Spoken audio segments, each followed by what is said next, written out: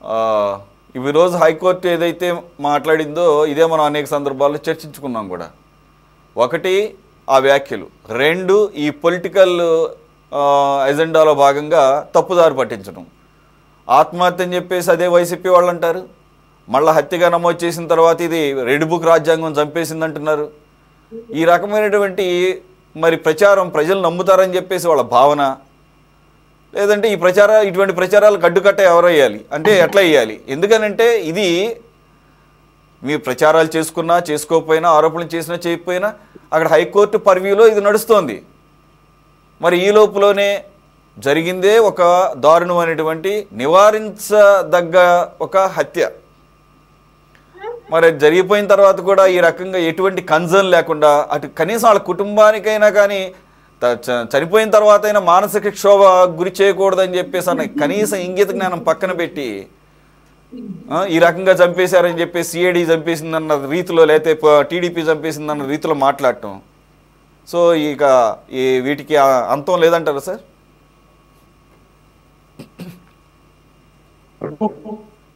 ప్రత్యేకించి కడప జిల్లా ఫ్యాక్షనిస్టులు కానీ లేదా తర్వాత పరిణామాల్లో వైఎస్ఆర్సిపి పార్టీకి సంబంధించిన వాళ్ళు కానీ హార్డ్ కోర్ లాగా ఉంటారు. ఇప్పుడు పరిటాల రవి హత్య కేసులో ముద్దాయిలు సాక్షులను కూడా జైళ్ళలోనే చంపిన సందర్భాలని మనం చూసాం. మొన్నటి వివేకానంద రెడ్డి కేసులో కూడా ఏం జరిగిందో కూడా చూసాం. ఇన్ని జరుగుతూ ఉన్నా వాళ్ళు ఎలాంటి లైన్ తీసుకుంటారో సాక్షుల విషయంలో కానీ ముద్దాయిల విషయంలో కానీ అనే విషయాన్ని పోలీసులు అంటే ఇన్వెస్టిగేషన్ ఏజెన్సీలు పసిగట్టలేకపోవడం అన్నది చాలా అసలు విచారించదగ్గ విషయం. ముందు జాగ్రత్త చర్యలు ఖచ్చితంగా తీసుకోవాలి. కల్లారా అన్ని చూస్తున్నారు. అరే సిబిఐ వాళ్ళు వస్తే కూడా సిబిఐ వాళ్ళని బెదిరిస్తారు, వాళ్ళ మీద కేసులు పెట్టారు కదయ్యా వివేకానంద హత్యకు సంబంధించిన అంశంలో. మరి ఇక్కడ అతను ఇప్పుడు ఈ కేసులో చాలా కీలకమైన వ్యక్తి సతీష్. అతని సెక్యూరిటీ విషయంలో ముందు జాగ్రత్తలే తీసుకోలేకపోయారు. అతను మామూలు పోలీసు కదా, పోలీసు అయితే పోలీసులు ఏం చేస్తారు, అతని సెక్యూరిటీ అవసరమా అని అనుకున్నారేమో తెలియదు. కానీ ఇక్కడ పోలీసు లేదు, పొలిటీషియన్స్ లేదు.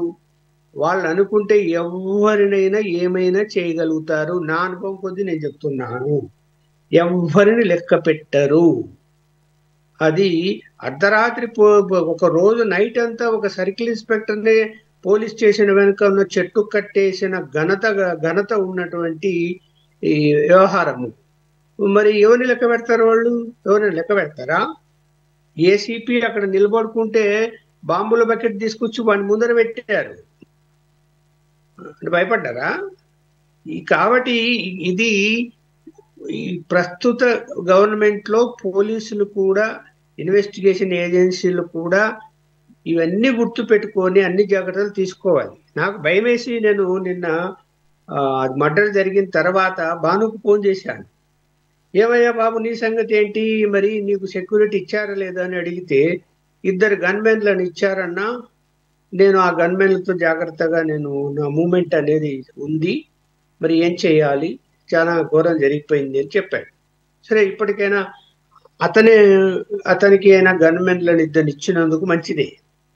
ఇక్కడ ఇంకా ఉన్నది కేసుకు సంబంధించినటువంటి వ్యక్తి విషయంలో, అంటే ఎవరైతే పరకామణి కేసులో అతను ఇరుక్కుపోయాడో అతనే చనిపోతే ఇంకా కేసు ఏముంటది? ఇప్పుడు ఇంపార్టెంట్ అయిన వ్యక్తి కేసులో రాజీ చేసినటువంటి వ్యక్తి సతీష్ చనిపోతే ఇంకా రవికుమార్ అనే తన సంగతి ఏంటి?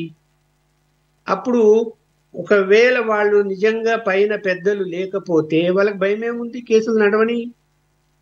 అంటే ఏదో పైన పెద్దలకి సంబంధాలు ఉన్నాయి అనే భయం కారణంగా ఆ పేర్లు బయటికి రాకూడదనే ఇవి జరుగుతున్నాయి అని ఎవరైనా అనుకోగలుగుతారు. కామన్ మ్యాన్ అయినా ఇవాళ అనుకోగలుగుతాడు. అలాంటి పరిస్థితుల్లో పోలీస్ వ్యవస్థ ఎలా పనిచేయాలి? జాప్యం చేయకూడదు.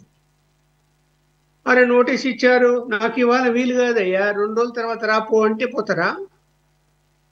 సరేరా తలుపుతారా? మరి ఏం చెప్పాలి మనం? ఎంత బలహీనంగా ఉంది వ్యవస్థ అనేది. ఇంత సీరియస్ కేసు, అది కూడా కోర్టు మానిటరింగ్ చేస్తుంది ఈ కేసును, పోలీసులు కాదు, కోర్టే మానిటరింగ్ చేస్తుంది. వాళ్ళ కోర్టు ఎలాంటి కామెంట్ చేసింది నిన్న?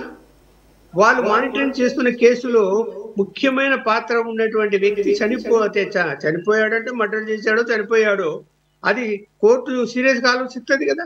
అరే మేము మానిటరింగ్ చేస్తుండే మనిషిని కూడా చంపేస్తారా, లేకపోతే అతను సూసైడ్ చేసుకుంటాడా అనేది ఖచ్చితంగా కోర్టు సీరియస్ అవుతుంది కదా. ఎందుకు సెక్యూరిటీ, ఇప్పుడు సెక్యూరిటీ ఉన్నట్టే సూసైడ్ చేసుకోలేడు, మర్డర్ జరగదు, రెండు జరిగేటి కాదు. సరే తెలుసని, సూసైడా మర్డరా అనేది తెలుసని, మనం ఎందుకంటే మనం నిర్ణయానికి వచ్చేదానికి వీలు లేదు, ఏదో ఒకటి చెప్పాలి మనం, కాబట్టి రెండు చెప్పాలి మనం.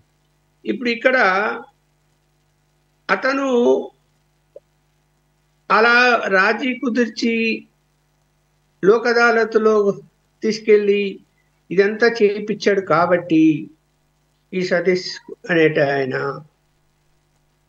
అసలు నువ్వు ఎందుకు చేశావు, నీకు ఎవరు పైనుంచి చెప్పారు? ఇప్పుడు ఎప్పుడు కూడా కింది అధికారులు, ఎస్ఐ కానీ, సిఐలు కానీ, హెడ్ కానిస్టేబుల్ కానీ, పై అధికారుల ఆదేశం కానీ, అలాగే రాజకీయంగా పైన ఉన్నటువంటి వ్యక్తుల ఆదేశం కానీ లేకుండా అంత ధైర్యం చేసే అవకాశమే లేదు ఈ కేసులో. ధైర్యం చేశారు అంటే పైనుంచి ఖచ్చితంగా ఆదేశాలు లేదంటే ఒత్తిడిలో ఉండాలి. సో చాలా మంది ఏం చేస్తున్నారంటే ఈ ఒత్తిళ్ళకు కూడా భయపడుతున్నారు. అరే నన్ను ట్రాన్స్ఫర్ చేశారు చేసుకోవయా, లేదంటే వీఆర్లో కూర్చుంటా, నేను ఈ పని చేయను అని అడ్డం తిరుక్కునేటువంటి సంఖ్య తగ్గిపోతున్నది రాను రాను. ఒకప్పుడు జరిగేది అలా, ఎంత చెప్పినా వినేవాళ్ళు కాదు, మేము చేయము అనేవాళ్ళు. ఇప్పుడు ఇతను ఏ పరిస్థితుల్లో ఆ రోజు లొంగిపోయాడో తెలీదు, లోక్ అదాలత్లో ప్రజెంట్ చేశాడు, అంతా జరిగిపోయింది. ఇప్పుడు ఇన్వెస్టిగేషన్ ఏజెన్సీలు తలపట్టుకొని కూర్చున్నారు అతను చనిపోవటం వల్ల. అతను చాలా కీలకం ఇందులో. రవికుమార్ ఏం చెప్తాడండి, అవును నేను దొంగతనం చేశాను, దిద్దుకోవాలని ప్రయత్నం చేశాను, నా ఆస్తులు కూడా అమ్మిగా ఏదైతే టీటీడీకి ఇచ్చేయాలనుకున్నా అని నేను చెప్పదలుచుకున్నాను, అదే చెప్తాడు. ఇప్పుడు ఎంత దొంగతనం జరిగినా కూడా శిక్ష ఎంత పడుతుంది, పడితే చాలా తక్కువ కాలం పడుతుంది. అలాగదు నేను దేవస్థానానికి మేలు చేశాను, ఇన్ని లక్షల రూపాయలు నేను నా ఆస్తులు కూడా అమ్మేసి ఇచ్చేశాను అంటే అట్లా లైన్లో చెప్తాడు. సో అసలు చట్టానికి విరుద్ధంగా దొంగతనం కేసులో లోక్ అదాలత్లో రాజీ జరగటం అన్నదే అది ఎవ్వరు కూడా ఒప్పుకునే అంశం కానీ. అసలు ఈ విషయం బయటికి రాలే, మా ఇటీవలే బయటకు వచ్చింది. ఇది జరిగింది ఎప్పుడో వైవి సుబ్బారెడ్డి తర్వాత కరుణారెడ్డి గారి టైంలో.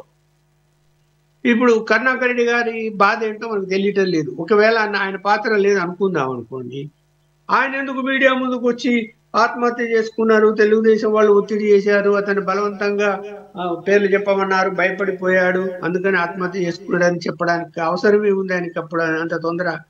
ఆయనకు సంబంధం లేనప్పుడు అంటే ఎవరికి వాళ్ళు భయపడుతున్నారు ఏం జరుగుతుందో రేపు అని. ఆ భయానికి తగినట్టు ఈ పోలీస్ ఇన్వెస్టిగేషన్ ఏజెన్సీలు ఫాస్ట్ గా మూవ్ కాకపోతే, టైం ఇచ్చారంటే ఏమైపోతుంది అంటే వాళ్ళ పని వాళ్ళు